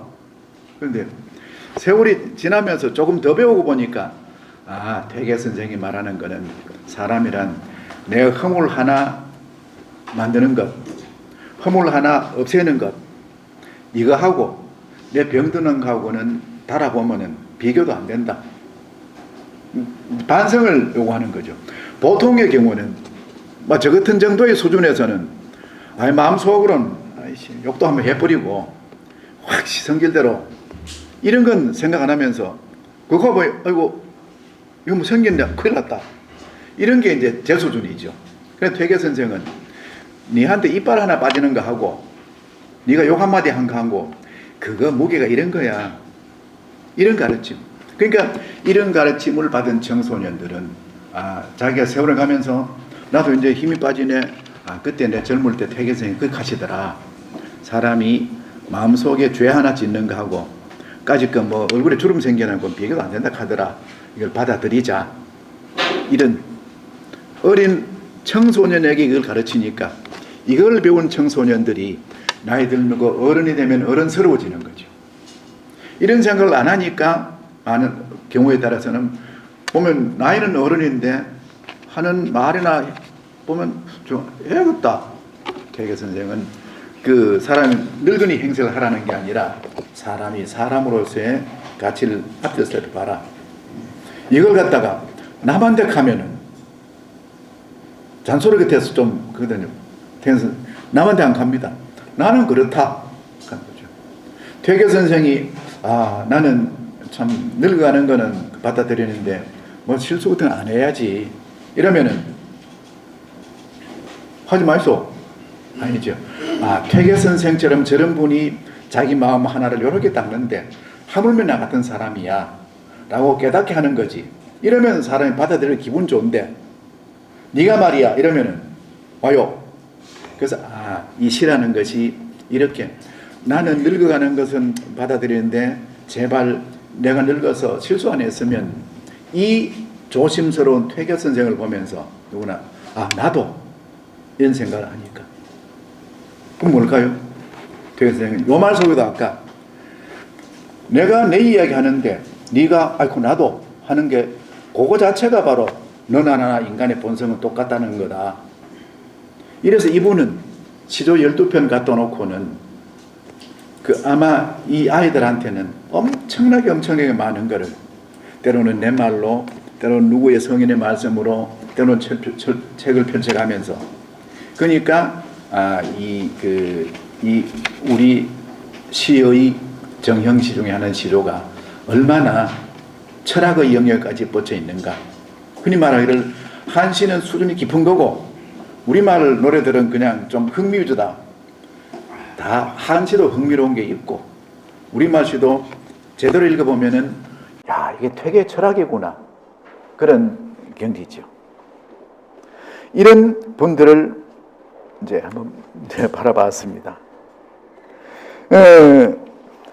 자, 그래서 우리는 그 일상적인 윤리나 또 사람이 견고한 그 이념이나 행동 그리고 깊은 철학까지도 우리말 정형시 속에 담으려고 노력했던 게 우리가 가진 시조라고 하는 양식의 굉장히 소중한 전통이다. 우리만이 아니라 일본 사람은 일본 사람들의 그런 전통을 소중하게 가졌을 테고 영국 사람은 영국 사람이 가졌을 테고 중국 사람은 그럴 테고 우리 한국 사람은 우리가 가졌고 더구나 우리 한국은 아까 말씀드린 대로 우리 문자가 없는 게 그 불편함이었지만은 반드시 흠결은 아니었죠. 훈민정음 우리 글을 가지고 우리말을 적고 동시에 가장 보편성이 강한 한문을 그대로 유지하고 이런 이중 문화, 이중 언어 문화라는 것은 사실은 그게 뭔가 그 부족한 게 아니고 굉장히 그 소중한 체험이었죠. 그렇다고 지금 다시 한문 시대를 가자는 것은 아니지만은 그래도 과거 우리 역사상 그 지식이라는 것을 한문을 통해서 가장 국제적이고 보편적인 학문을 받아들였고 우리말과 글을 통해서 그 고유의 것을 그대로 연마했고 이 두 가지 그 문자 문명이라는 것은 참 소중한 경험이었습니다. 왜 그런가 하면은 우리는 국가도 민족도 산업도 영토도 이렇게 탁 제한되고 단일하니까 자칫하면은 다른 것에 대한 체험이 부족할 수 있는데 어떻게 보면 의도하지는 않았지만 긍정적인 것은 한문이란 것, 한문으로 기록된 그 많은 문헌들을 통해서 그 굉장히 압축적인 단일 민족의 문명과 가장 보편적인 한문 문명을 동시에 그 생활할 수 있다는 것은 참 좋은 경험이었죠. 아마 이런 경험은 오늘날 그 자라난 세대들에게 거침없이 꼭 한문이 아니라 서양의 또는 그 남미의 어떤 아프리카의 이런 한국의 젊은 사람들이 그 지적인 풍토에서 많은 걸 받아들이고 그 더구나 요새 무슨 우리가 이해조차 하기 어려운 거 있지 않습니까? 뭐 AI라든지 이런 쪽에 쉽게 다가가는 것도 어쩌면 그런 그 이중 문자 두 가지 문명 체험의 그 영향일 수도 있다는 생각. 이건 확실치는 않지만은 그래서 우리는 고유 문화를 봤습니다. 자, 그러면은 이제 이거 그럼 옛날 이야기만 한 거냐? 이거는 이번 시간 주된 과제는 아닙니다만은 혹시나 우리가 이제 아마 이 중에 많은 분들이 시를 쓰시고 계시기도 할 테고 또 관심 있게 보실 테고 전문가적 그 경지에 계신 분들 계실 겁니다. 그리고 어떤 분들은 나도 정말 요새는 제도적으로 뭐 글 쓰는 전문가와 아니고 시인과 아니고 이런 엉뚱한 세상이 됐습니다만은 그걸 넘어서서 나도 나의 그 문화생활을 풍요롭게 하고 싶은 거 당연한 욕망이고 소중한 욕망이죠. 그래서 그런 창작의 계기를 다시 말씀 나눌 수 있는 기회가 있을지 몰라도 그럼 이게 다 지나간 또 캐캐묵은 유학이냐? 오늘날에도 이런 것들이 얼마나 훌륭한 유산으로 남아있었느냐. 아까 말씀드린 대로 여기에 계시던 그 박재도 선생님 같은 분도 일찍부터 그런 시조의 한국 대가였고 이 김정희 선생님 같은 분도 뭐 한평생 이제 상노인이 되실 때까지 끄집을 끄는 걸 하셨고 이런 그 문화의 그 한 면모를 써보면 그렇습니다. 아마 젊은 시인들은 그래도 우리 지역에 살던, 뭐 지역을 따지는 건 아닌데, 우리 지역에 살던 분으로서 한국 시조사에서 대표적인 대가를 든다면은 아마 그 노산 이은상 선생 받아들일 만할 겁니다. 노산 이은상 선생의 10편짜리 종합 가고파 같은 거는 오늘 뭐 얼마나 많이 알려지고 노래 불리기도 하고 그랬습니다. 그래서 이은상 선생의 작품 보면은 많은 그 감성적인데 우리가 즐겨 부르는 노래 중 이은상 선생 작품 얼마나 많습니까, 그죠? 뭐 봄처녀, 장안사, 뭐 아까 가고파 수도 없습니다. 그런 분인데 우리가 유학 이야기 한 김에 약간 그 사상적인 현실적인 거 작품을 하나 뽑아봤습니다. 그 245쪽에 작품이 하나 있습니다. 어머님 보내주신 두툼한 솜잎을 덮고 얼음 같은 마루방에서 차가운 줄을 몰랐습니다. 겨우내 어머님 품에서 코만 드렁드렁 골았습니다. 약간 코믹한 것 같지만은 아니죠. 그 이은상 선생은 어떤 분들에게는 부정적인 견해도 받고 뭐 바깥 정치 활동이나 이런 걸로 해서 호오의 감정은 있습니다만은 그 문예적인 면에서는 참 그 결고운 작품을 많이 쓰신 분인 것 틀림없고요. 또 한동안 그런 게 있었죠. 특히 우리 지역에서 그분이 과거에 뭐 친일 행적이냐 또 아니냐, 그 다음에 또 반독재냐 아니냐 이런 문제로 참 돌아가신 뒤에 많은 입에 오르내리셨습니다. 그리고 그거에 대해서는 이렇다는 견해와 아니다는 견해와 그 뭐 한 인간이 세상에 드러났을 때 어쩔 수 없이 겪어야 되는 영욕의 한 과정 아니겠습니까? 그것이 해명이 되기도 하고 그런 오해를 받기도 하고. 자, 그래서 그 많은 그분의 작품 중에서 그 삶과 관계되는 뭘 한번 보자 찾아보았습니다. 어머님 보내주신 두툼한 솜잎을 덮고 얼음 같은 마루방에서 차온 줄을 몰랐습니다. 겨우내 어머님 품에서 코만 드렁드렁 골았습니다. 누가 봐도 감옥 이야기 아닙니까? 그죠? 그렇습니다. 이분이 우리 한국 특히 이제 문화, 문자, 말, 글과 관계에 대해서는 이건 뭐 뭡니까? 조선의 학회 사건 33인 그 중에서도 우리 지역도 유명한 분 많죠. 이분도 노산도 그랬고 저 김해에 계시는 환산 이윤재 선생도 그분 중에 한 분이었고 또 의령에 계시던 그분 누굽니까? 저 독일 가셨던 분 갑자기 생각나요.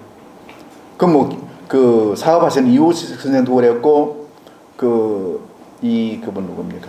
이분은 관계 있는데 이런 분들 아마 그래서 지금 의령 지방에서는 그 한국의 국가 단위의 한글 박물관을 사전 박물관인지 아마 하려고 무척 노력하는 것 같습니다만은 아마 그 근거 중에 하나가 이 지역에서 그 한글을 통한 독립운동을 하시던 조선어 학회 회원들 분들 관계 있을 겁니다. 이 이은산 선생은 그분 중에 한 분이었습니다. 그래서 이분들이 이제 일제시대니까 저 사람들 무슨 사전 만든다 또는 뭐 말 연구한다 이래 놓고는 모여가지고 무슨 좀 독립운동 하는 거 아이가 하는 의심을 받았죠. 받고 더구나 일본도 마찬가지고 사람이 쓰는 말 속에는 그 사람의 혼이 들어간다. 사람이 쓰는 글 속에는 그 사람의 인격이 들어간다. 그러니 조선 사람들이 우리는 학문적으로 조선말 연구한다. 이거 좀 위험하다. 이래서 그분이 1차, 2차 조선어 학회 사건 검거되고 감옥에서 몇 분은 돌아가시고 몇 분은 후방되고 심지어 굉장히 고생했습니다. 이건 바깥 이야기지만은 노산 선생도 그렇게 해서 감옥에 옥중 생활로 하셨던 분이고 그리고 또 나중에 검거돼 가지고 최종적으로는 광주 교도소에 갇혀 있다가 해방이 되는 그날 해방되면서 풀려났다고 되어 있습니다. 제가 이 말씀을 드린 이유는 이런 시위 속에서 지금 창원에 사시는 김교환 선생님이라고 아마 90대 중반이 되신 분입니다.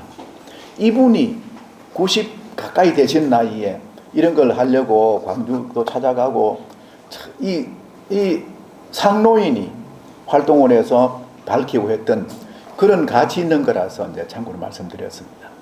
이걸 보면은 이현상이 이제 다른 동료들과 더불어 거기 갇혔을 때, 그러니까 감옥 생활하면서 어머님 보내주신 두툼한 손잎을 어머니의 정이 느껴지죠.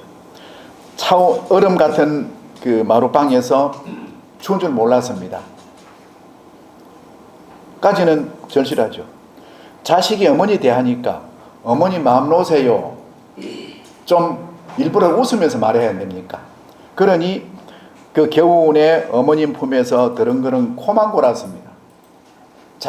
이 엄혹한 감옥 생활이지만은 자식이 어머님한테 말할 때는 나 그냥 코만 골고 잤습니다, 엄마. 라고 하는 이 시의 진행을 보면 이분의 창정력이 금방 느껴지죠. 고민되면 다 합니다. 감옥에 있으면서 내가 왜 감옥에 있느냐? 나 한글 때문에 감옥에 있습니다. 그럼 감옥에 있으면 뭐 하느냐? 나 한글 생각합니다. 한글 생각하는 이 몸뚱이는 내 몸뚱이가 한글입니다. 절실하죠. 이렇게 썼습니다. 평생을 배우고도 미처 다 못 배워. 평생을 배우고도 미처 다 못 배워. 그럼 머리 나쁘냐? 이 말 속에 뭐 들어있을까요? 내 평생을 배운데 미처 다 못 배웠다. 뭐 배웠노? 라고 물은다면은 하나도 안 들어있지만 일본말 배우라고 강요당했어요. 이런 답이 숨어 있습니다. 이 말 속에는 난 평생 모두 다 못 배웠네. 한국 사람끼리는 통하죠. 이게 내가 한글을 배워야 되는데 일본말 배우는 시대에 태어났구나. 그렇습니다. 인제사 여기 와서 리을자를 배웁니다. 나 평생 배워도 기억, 니은, 디귿 세 밖에 못 배웠네. 네 번째 리을자는 감옥에 와서 배웁니다. 어떻게? 리을자 받침 든 세 글자 자꾸 읽어봅니다. 그래서 나 리을자 배우려고 읽어봅니다. 누가 간수가 지켜보지는 않지만 감옥 속입니다. 그러니까 감옥 속에서 만날 한글 속에서 안 되거든요. 한글 때문에 잡혀온 사람이 한글 속에 있으면 됩니까? 그러니까 얼마나 이분의 발상이 재미있느냐. 간수가 보더라도 리을자 받침 든 세 글자 자꾸 읽어봅니다. 니마 사상하지. 난 사상해요. 글자 읽어요. 무슨 글자? 제 말 지키려다 잭을 지키려다 제얼 부담고 참아놓지 못하다가 끌려와 리을자 같이 꼬부러져 앉았어. 그러니까 너 뭐하노? 난 글 배운다. 무슨 글? 제 말에 말 리을자 받침 아니냐? 제 글에 글 리을자 받침 아니냐? 말과 글 속에 들어있는 건 제 얼 아니냐? 그럼 겉으로는 나는 말, 글, 얼 글자 배워요. 속으로는 내 나라 말, 내 나라 글, 내 나라 얼 이거 꼭 붙잡고 감옥까지 왔습니다. 그러다 보니까 끌려와 리을자 같이 꼬부리고 앉아서 내 앉은 꼴도 끌려와서 무릎을 꿇고 몸을 숙이고 있으니까 몸뚱이는 비슷하게 눕고 다리는 이렇게 꼬부리고 나도 리을자네. 그러니까 이 시 한 수에 나는 말도 우리말이고 글도 우리말이고 내 몸뚱이도 글자다. 나한테서 한글을 뺏어가려면은 내 몸뚱이 지키보라마. 얼마나 강력한 자기의 생각을. 그러나 글로서는 굉장히 부드럽게. 그래서 우리는 이런 작품을 하나 볼 수도 있다는 게 다행이에요. 그 다음에는 김상옥 선생 비호자 장독간의 봉숭아. 옛날 제가 다닐 때 학교 국어책에 나왔는데 이 책 보고 요즘날 어떤 저보다 연세가 한 11살 많은 분하고 어떤 자리에 있었는데 자리가 물다 이 할배가 울어요. 선생님 와요. 그러니까 이제 분이 소리 들으니까 이실을 가차고 울다가 또 울긴 와옵니까? 내 누님이 돌아가셔가지고. 그래서 어릴 때 배운 시가 저렇게 저보다 요즘은 80 노인인데도 어린애처럼 우는 그런 작품 하는 생각하세요. 이제 시간이 됐으니까 약간 저면에 하나 보겠습니다. 제일 마지막에는 작품 그겁니다. 막내딸을 가마 태워 데리고 온 상객이 사돈댁을 떠나올 때 더듬어 신은 신발은 때절은 흰 신발 검은 신발 짝짝이었더래요. 그 밑에 제가 그다지 유명하지 않은 예루신행은 이건 제가 참 잘못 말한 겁니다. 유명 무명이 무슨 아닌데 이렇게 말씀드린 이유는 이런 좋은 시를 꼭 유명인이 아니라 우리하고 같이 호흡하는 어쩌면 길거리 입은 만날지도 모릅니다. 그래서 우리말 시는 이렇게 우리 모두의 것이 될 수 있다는 것인데 아마 연세 드신 분들은 금방 이해될 겁니다. 막내딸을 가마 태워 데리고 온 상객이 상객 우리 경상은 상각 간다 그래 말하죠. 상객. 예, 딸 치우고 옛날에 딸 치우고 신행 갈 때 이제 신행짐 바리바리 싣고 시아버지하고 친정아버지하고 친정에 숙질간에 있으면 같이 안 갑니까? 대개 가면은 딸 혼주하고 또 이쪽에 이제 형제하고 안 갑니까? 그죠? 그래서 그게 사실은 첫 친정 나들이죠. 이제 혼례하고 있다가 시간 해를 넘기든지 몇 달 넘기든지 신행 갈 때 그때 이제 짐을 싣고 가는데 가마 타고 가면은 친정 아버지가 혼자 가기 그러니 형제 같이 안 갑니까? 그럼 가만히 생각해 보면은 참 그 심정 20살 안팎되는 딸 이제 서울 생각하면 아이고 저거 이제 가면은 그때 남의 집에 간다 했습니다. 제 집이 아니고 이 부모의 심정 그러니까 이분이 이제 이게 상객 가는 거죠. 가면은 이제 그 집에서 뭐 대조도 받고 술도 먹고 뭐 이제 하다가 이제 해그름대만 떠납니까? 떠났는데 그 상객이 사돈댁을 떠나올 때 더듬어 신발은 그럼 이 체면상 가는 사돈요 가는 김에 내 딸 얼굴 한번 더 보고 갈까요? 못 하지요. 아이고 뭐 이집 사람은 뭐 나오긴 뭐 나와 그러죠. 딸도 아버지 간데 가고 싶지만은 간 뜻을 뭐 하죠. 뻔합니다. 딸은 안쪽에서 문구멍을 내다봅니다. 친정 아바이가 친정 아버지는 아바 이런 소리 하면 안 된다. 그 참 친정 아바이죠. 친정 아바이는 그래도 저기 한번 내다보고 싶어 한번 보죠. 보진 않습니다. 아버지는 압니다. 저거 문구멍으로 보고 있을 낀데 딸도 우리 아버지 뒤 한번 안 돌아보나 어린 딸이니까요. 이런 심정입니다. 그래서 사돈댁을 떠나올 때 더듬어 신은 신발은 진심습니다. 이 친정 아버지는 아버지는 곧 눈물이 날 것 같아. 고개 숨이 떨어질까봐 그냥 뭔데 참 날이 이만해서 사돈요 저 까먹고 집에 까먹습니까? 아버지 심정으로 그냥 고개 들고 있는 거죠. 그래서 신발을 더듬어 신는다는 겁니다. 그러니까 딸 시집 보내본 사람이니까 이렇게 정감이 살아있지 않습니까? 신발을 신는데 야드스럽게 안 신고 그냥 먼 산 보는 듯이 하면서 혹시나 딸인데 한번 들다보고 이렇게 가죠. 그 신발 신고 하는데 때절은 흰 신발 검은 신발 짝짝이었더래요. 그래도 신발이 두 켤레는 되지 않습니까? 사람이 그냥 물고 보러 갈 때 농사지러 갈 때 마실 갈 때는 기차표 통고무신 검은 거 신고 장날 가기나 사돈 집에 갈 땐 고무신 달딱하 신고 고무신 흰 거 그건 좀 더 비싸게 아무리 신으면 안 되거든요. 먼저 나왔다가 장에 갈 때 포장 올 때 그러니까 그런 우리의 풍속이 가난했으면 가난한 대로 시골은 시골대로 떨어졌습니까? 그 신발 신는데 이 친정 아버지가 딸 생각에 그걸 둘러서 신고인데 집에 와서 보니까 하나는 흰 자기 신기고 하나는 시커먼 사돈 신발이고 이렇다. 이런 거는 여기 무슨 사상이나 철학의 문제가 아니고 이 부모 자식 간에 또 우리 혼 속에 얼마나 정감이 그대로 묻어 있는가. 이걸 뭐 복잡하게 보통 인사하지 않습니까? 사돈지 쓰면은 사돈댁은 반벌도 훌륭하고 서랑을 보니 구름에 치솟 쓴 듯.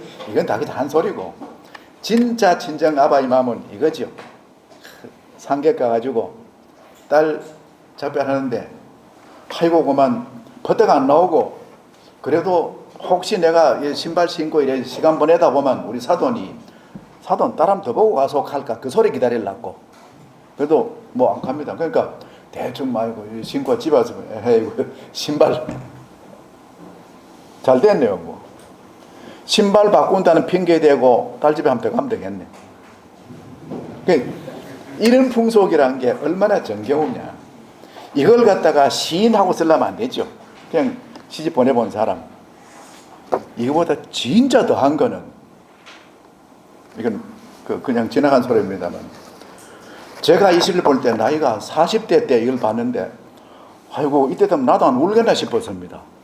그래 이분은 차에서 만났습니다만, 근데 세월이 가니까 아이고 제발 이래 한번 울어봤으면, 딸 시집 가가지고.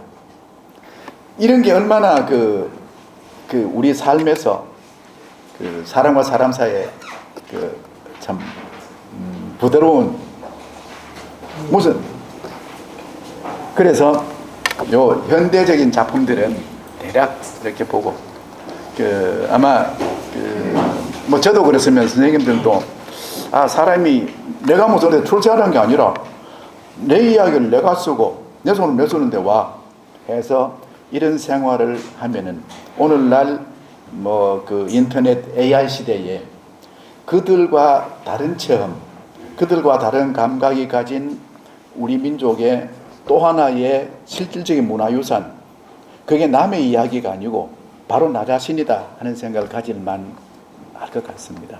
그래서 사실 유학대학에서는 한문, 한문학, 한문 역사 이런 게 위주인데, 저는 그런 것 지식도 짧고 우리 생활과 관계되고 우리 선조들의 삶에서 한 부분을 들여다보기도 하고 또 권유하기도 하고, 그래서 앞뒤 두서없었습니다만은 같이 말씀 나누었습니다. 고맙습니다.